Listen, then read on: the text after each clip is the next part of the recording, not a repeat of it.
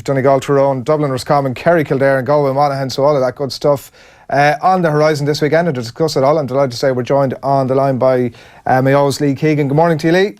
How you doing, guys? How are you? Very good, thanks a million for taking the call. First of all, before we get stuck into some of that analysis, we were wondering, a Lara Corbett documentary from a couple of years ago sprung to mind when I heard you were coming on, Lee, and I don't know if you remember this one, but Tipperary had been put out of the championship a bit earlier than they would normally have been, and he was part of this documentary sitting in an empty ground saying, I don't know what the hell to do with myself. This is not something that I normally have to do. What have you been up to? Yeah, well, I'll be honest, I haven't been sitting in the dark corner any of the last 6 weeks or 5 weeks anyway, so I definitely can confirm that. Honestly, I suppose after the initial loss to Kildare, just had a couple of days to reflect, kind of go for a few beers and catch up with the guys and maybe discuss what happened or what we could have done. And then after that, to be honest, I kind of got back to work and back to club training the following week and just try and keep my mind occupied, to be honest. So if I've been honest, it's been a really hectic kind of 4 or 5 weeks between club. Socialising has definitely been it's gotten up 100% since we've been knocked out, and just kind of catching up with friends and family and bits and pieces like that. So it's been really hectic from that point of view. And because of all these interactions and bits and pieces, it's been really good for my head alone. And and I have seen Lara Corbett, and I've always thought that as well. Maybe what would happen if we were to go out early, or what would I do, or how would I act? And to be honest, there's such a good people behind me that I haven't really had time to really sit down and say, well, the year's over between one bit and another, to be honest. Were you on that Gareth Brooks video? I was with 2 or 3 others hiding in the background. I wouldn't be much of a singing man, so I try to say it as much as possible. Well, it turns out Aidan is not that much of a singing man either. I have no comment. I let you decide that. Just one point on just something you mentioned there, just about meeting up with the players and picking through what went wrong for the course of the season. Was that is that just a cathartic thing that you discuss it and you sort of get it out and it's helpful to move forward, or is there a more concrete sort of, well, if you would have just done that and I'd have just done that and we'd have sort of tweaked it out in other ways? Is it, which one of those is it? No, I suppose what we did, we haven't really had a more formal meeting in terms of the year itself, and I think it was just a general chat over a beer, and just in a different environment, and just saying, we just kind of sat down together and just said, listen, what were wrong and how could we have done better, that kind of generic talk that you have over a few drinks. So yeah, it's just one of those things where really and truly, like, when we look back, and personally when I look back, is I don't really have a complaint, because if we were to lose that and we were the better team, maybe we could say, well, tough on us. But to be brutally honest, we came up against a team that were just maybe 2 or 3% had more intensity than us. And if I'm being brutally honest, they probably did their game. Actually, I did what we usually do to teams. They ran us really hard throughout the whole game, and to be honest, they could have won the game by 6 or 7 points in the end. Just one other thing, Lee, before we move on to the weekend's football. I just wanted to ask you about your appearance on the Saturday game there at the start of the Super 8s. How did you find that first foray into punditry? Interesting. I suppose it's new to me. Again, it's filling kind of a gap in the void, and watching some of the games out there is definitely different from my point of view. I suppose I have to brush up on some of my lingo with the likes of Joe and Tomas, who've been there quite a long time, and try and get my point across maybe. But I actually really enjoyed it, to be honest. I'd be a really enthusiastic GA fan outside of it, obviously, and I love going up to games and watching what teams do or how they implement systems and tactics and plays. So for me, I was only delighted to get on and watch from a different point of view for myself anyway, and try and take away a few points from the game. What's been a tougher experience, marking Dermot Connolly or being a pundit alongside Joe Brawley? Joe Brawley every day. Hands down, Don't brush up on the lingo too much, Lee. That's the... No, I tell you, it's like going into a ring with a haymaker or a punch, and he catches that once and you're hitting the ground. That's game over. I'd say you wouldn't be shy about sort of... No, with Dermot, you're going 12 rounds. So. Right, talk to us a bit about the football of the weekend. There's some interesting stuff and obviously things to be decided, even though, for example, we start with Galway and Monaghan, they're already into the semis, and we've just been discussing Dublin. Like, how much of a motivation and how much will it be spoken about, that idea of, obviously they got to win to avoid the dubs? It's a significant thing. Does that get spoken about much, do you think, this week, or how does that play out? How does it impact the game? Yeah, I suppose I thought about this game a bit as well. It's a really tricky one due to the nature of, I suppose, the setup. Like, we obviously know Galway are into the semi already, but I don't know, going by Kevin Welch and the way he's kind of gone about the year, I don't really think they're worried about too much in the background. I do honestly believe they're going to go for this game full hold, or going to hold, to be honest, because I think they see an opportunity to play another big team and to put down America again for the year. And to be honest, if the way they're going, people are criticising the way they're playing and bits and pieces. But to be honest, I don't think Kevin Welch is going to really care, to be honest, because he's in the semi-final already. He's got the luxury now of saying, do you know what, hey, we're going to take down another big team here at the weekend on our home patch. And Monaghan, I think, for them as well, it's really interesting. I thought they were absolutely fantastic against Kerry. I think they're a really top team, to be honest, with some really top players. I think the biggest problem for them at the moment is they need one more man scoring than what Conor McManus is scoring. I think they're shooting to kind of let them down in the latter stages when they have the game by the collar. So it's definitely going to be a really interesting one. If I'm to call it, and I really do think Monaghan are going to go for it hard. I do think they're going to tip them maybe by 1 or 2 points. But I think it's going to be a really intense, tough battle with a lot of, let's say, off the ball stuff that we're not going to see on camera. Yeah, and we can see how well Galway have done from the table on screen there. Yeah, of course. And listen, I suppose Kevin is always, he's not shy by saying they had up the stake in terms of physicality over the last couple of years, prior to even beating us. And from our point of view, they've beaten us 3 years in a row, and that's something we've experienced firsthand between league and championship, that they've really upped the physical stakes. And you know what, I can only commend them because they're winning games. I know it's not pretty at times, but if you're winning games like that, and to be Kildare by a couple of points, they are saying that, I suppose, to be a really top team, they're not getting rid of teams quicker. They're keeping the likes of Kildare in the game that time when they could have went further on and a man up as well. So that'll be a bit of a concern for Kevin if they come to that situation again. They really need to press harder and get more of the top players. And for me at the moment, I think we're talking with the likes of Shane Welsh and Damien Comer, but I think without Ian Burke at the moment, these guys are not going to be getting on half the water scores that they are. I just think he's like a little wizard or a little Messi in there on the top of the D, and his hands are just absolutely magnificent to watch. I tell you, he's one of the nicest players I've seen. Not nice, but one of the most skillful and influential players you see out there, and his unselfishness has been seen over the last couple of weeks. Yeah, like ultimately Mayo have got as close as anybody to this Galway team this summer. What was your plan against them?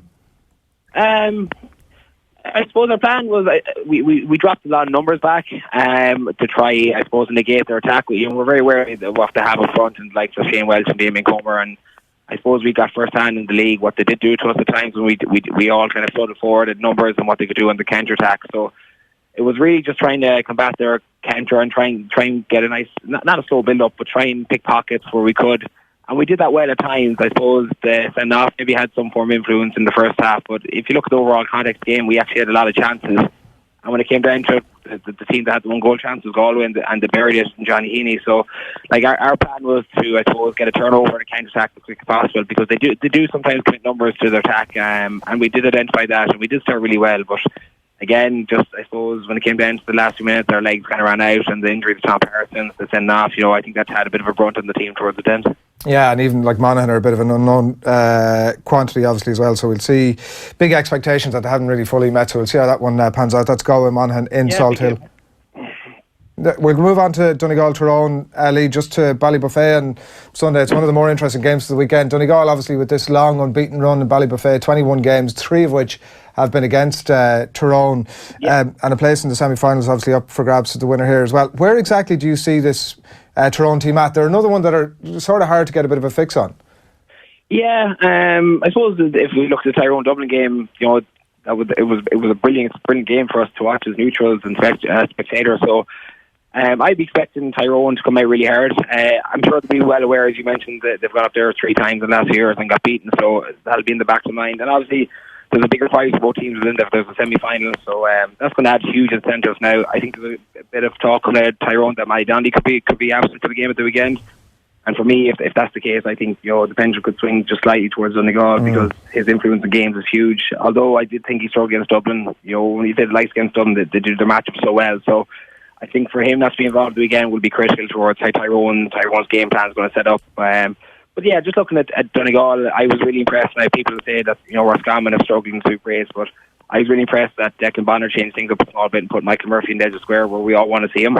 I thought he was absolutely fantastic. Obviously he's not going to get the same space or time against Tyrone, but from a news point of view, to see him up there doing what he does best was really good. And the likes of Ryan McHugh, I don't know if Owen Bongaller's going to play or not. Another huge player for them. I picked him up at the third year, saying he's definitely he's looking at an all-star the way his year was going. So I think it's going to be again a really tight game. I think it'll be very nervy for the first 20-25 minutes until hopefully we'll have a goal to kind of liven up. So for me, I do think maybe the Ballybuffet, the Mayo factor. I do think Donegal might have just a couple of inches or a couple of percent for the weekend. But it's a huge incentive for both teams, to be honest. Yeah, you're right about Gallagher. It'll be interesting to see if he plays and the Ballybuffet factor, of course. But from a Tyrone point of view, you obviously you beat them in the 2016 quarters. I don't remember, Lee, who scored the winning point that day. There was only a point between them.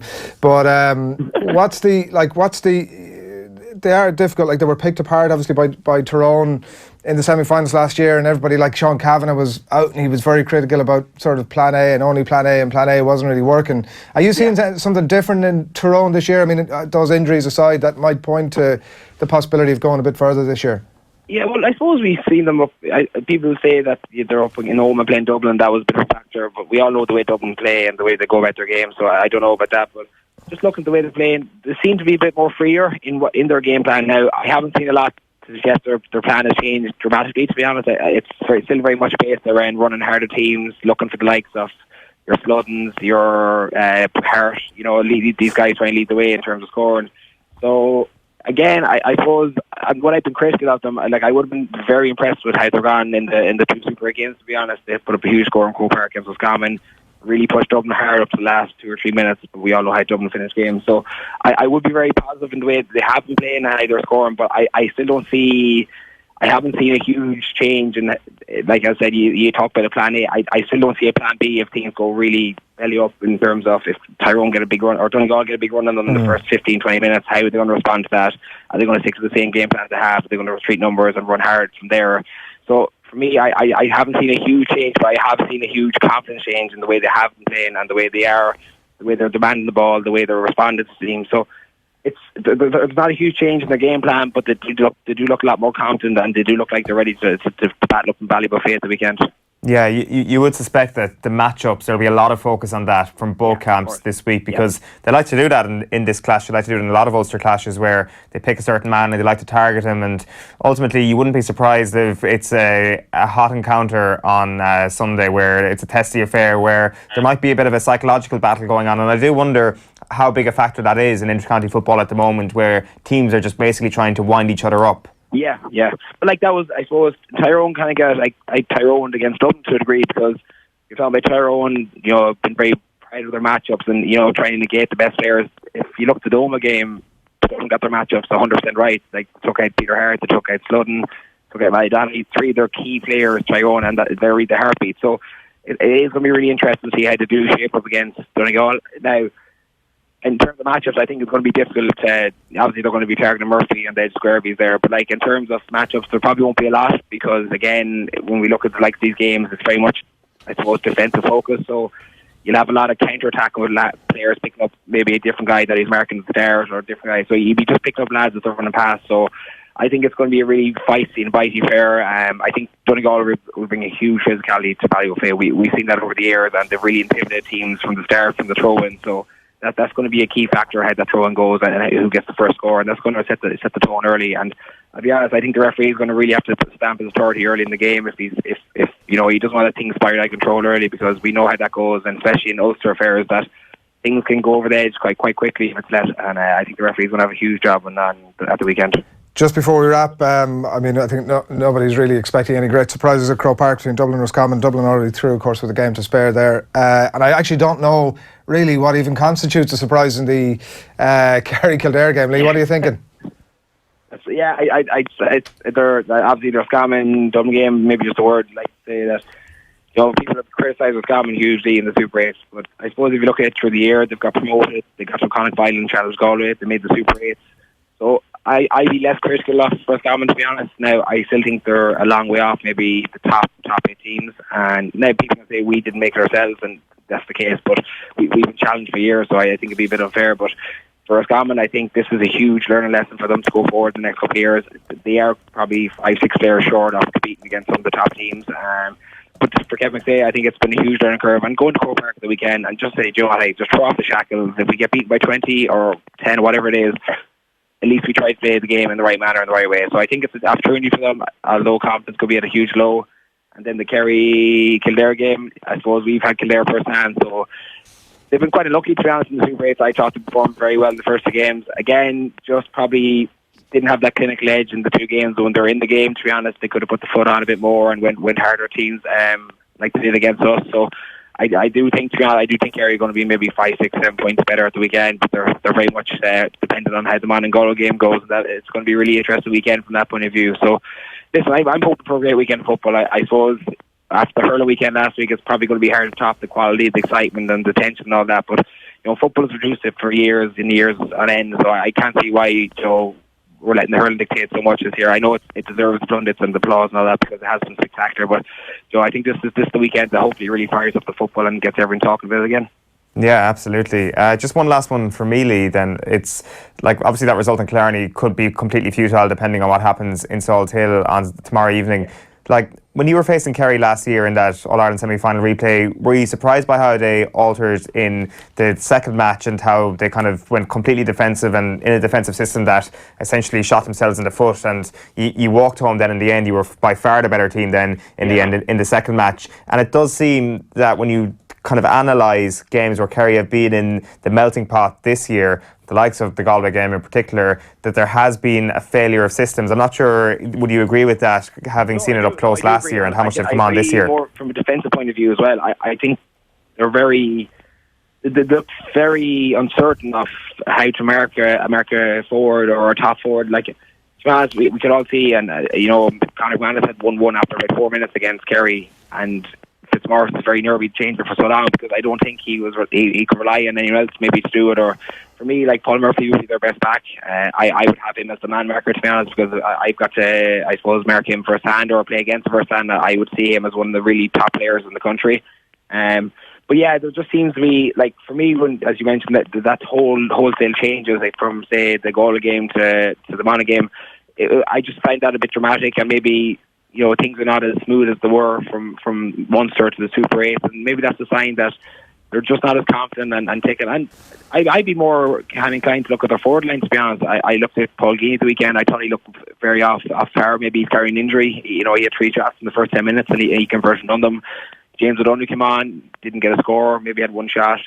They relied on Donny to get 1 flick to keep them in the game. Now, they're lucky that they've Clifford at the moment because he's really stepped up to the plate and kept Kerry in the championship, to be brutally honest with you. He was, in his 2 games so far, he's hit 2-7, I think, and all from play. So I think he's been absolutely fantastic for Kerry, and he's really stepped up to senior, like, at a breeze, at a knees, to be brutally honest. So I think the young guys are really setting up for Kerry. I think just need some of the old rear guard now to really go at Kildare again. I still think they're going to win, to be honest, but if they do get the result, I don't know how much more they can offer in the semi-final, like ourselves last year. Or, when we played them in the replay, we couldn't get over how much space and time they afforded us, and they just give us so much time to press them so hard for the full game that, as I said, we actually ran out quite easy winners and then. So it will be interesting to see if they do get through, but I don't know. I think it's going to be very tough for them, to be honest.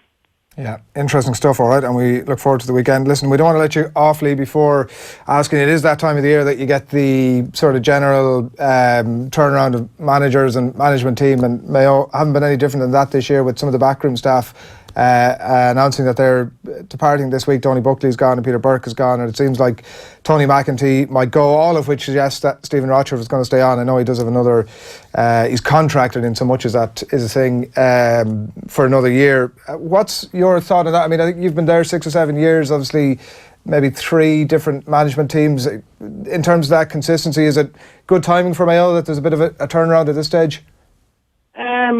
Honestly, I don't. It's hard to know, to be honest. I suppose I said, like, change is a good thing sometimes, but I suppose from Stephen's point of view, to lose probably 3 of the guys that have been with us very well over the last 3 years and really developed us and pushed us to the brink of All Ireland, that's tough to see. And them guys, they owe us nothing in terms of they don't need to justify why they left. They have their family lives, their travel lives, their work lives, and bits and pieces. So, like, we owe them hugely for what they've done with us. So I think the biggest thing for us probably is where do you go to look for people, to be honest. Like, there isn't a huge pick out there at the moment because a lot of the top guys are already with teams or they're busy with other sports or whatever. So I think that's going to be the biggest challenge for us, is to try and get a backroom team together. And, obviously Stephen's well aware of that, and Stephen's smart enough to know that, he's going to have to look hard and look somewhere for these people now. obviously Mayo being one of the top teams, I think it is quite appealing, and there should be good interest because, again, we have a lot of top players, and we should be very confident next year of coming back in January and putting in a huge year again. So from the player point of view, we're not worried about that, but it's who do you look to, where do you go to find it? It's not that easy to say, right, we've lost 3 of our best guys in terms of backroom. How do you replace them 3 guys, or where do you replace them? So that'll be Stephen's biggest challenge now over the next couple of weeks. Again, from a player point of view, we're just waiting for, I suppose, notification and make sure he's been ratified again. So I can't really be saying too much about that because I don't know myself, to be brutally honest. So again, we're very interested to hear what's going to happen, but I suppose from a player point of view at this time, it's very much just club focus. So when we get a call to meet up maybe and discuss with the team where we're going and what we're going to be after next, maybe from the winter onwards, then we'll get a good idea of what we're looking at for the year ahead. But the 3 guys leave, I'll be honest now, I would have had a very good relationship with 3 of them, three different types of guys in terms of how to look at the game and how to approach the game. So, so it's sad times because we lost to Kildare, but it was sad to see some of the main guys go like that. And so far the players are sticking tight, and they're just going about their business, enjoying a bit of downtime. And again, once the hall comes around again, we meet up. I'm sure that'll get the blood book going again. So. Yeah, absolutely, no doubt. If there were any good club managers knocking around Westport, you could have some sort of a super management team. We're keeping him for another while. He's very costly, so you have to keep him. Lee, thanks a million. Enjoy the games the weekend. Thanks for having me on. Cheers. Thanks a lot. Lee Keegan there, looking ahead to the Super 8 games this weekend. What do you think about that idea? It suddenly struck me there that a James Horan, Stephen Rochford super management team. I mean, joint managers has always worked out at Mayo, so. Whether or not 2 people who've had the helm to themselves would add up to the sum of their parts would very much remain to be seen. I would think if they could be sold the dream that this is going to put Mayo as close as possible to sort of reaching out and touching the void. It's such a weird situation that they're in. What more can they do? When you look at last year, what more can they do? Sack the manager. That's I'm not saying that's what they should do. I'm saying that's what generally tends to happen. When they look around and go, what more could we do? Where can we find these inches? Generally, it tends to be, right, you go now. We'll get somebody else in. You got to look at the last 2 All-Ireland finals as 2 of the best losing performances we've ever seen. Yeah. The replay or the first game, it's hard to say in 2016, but certainly last year was one of the best losing performances we've ever seen. It's very hard to realise how you get back to that.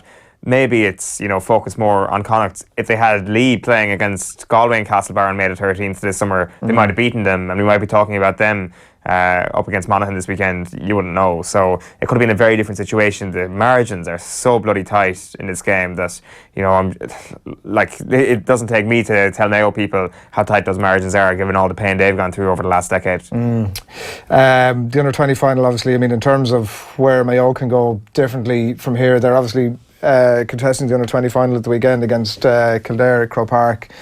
Lee Keegan actually has 6 club mates involved in that game, so it also means that James Horan is working with those players, and Stephen Rochford gives it a bash for another year, and suddenly there's a new impetus of the old guy coming back in and bringing a bunch of these players with him. And maybe James Horan becomes Mayo hurling manager and steals all those great players and turns them into hurlers. Yeah, well, we should see. Because it works out for every county that where you've got impetus and new players that come in at the start of the season and they have a really positive impact on the team, and things develop along to the point where you're being spoken about as All-Ireland contenders on.